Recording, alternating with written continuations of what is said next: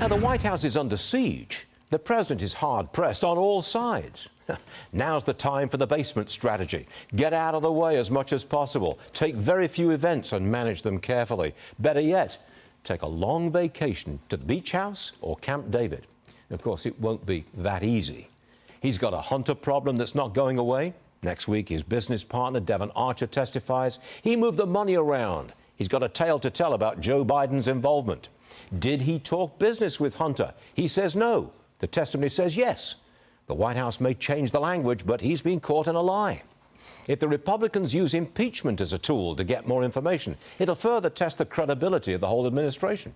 The judge in Hunter's hearing threw out the wrist-slap settlement. She wants more information.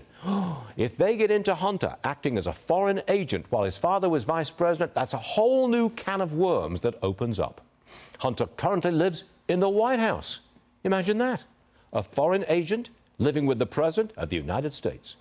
The President has policy problems. Bidenomics, for example. Voters are not buying it, and workers are still losing ground to inflation.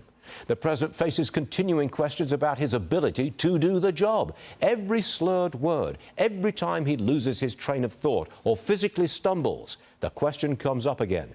How can he keep going for another 6 years?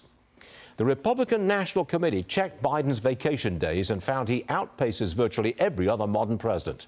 As of July, it spent 352 days on vacation, 39% of his presidency. With the White House under siege, the basement strategy becomes a long summer vacation strategy. I doubt he's going to get much peace and quiet.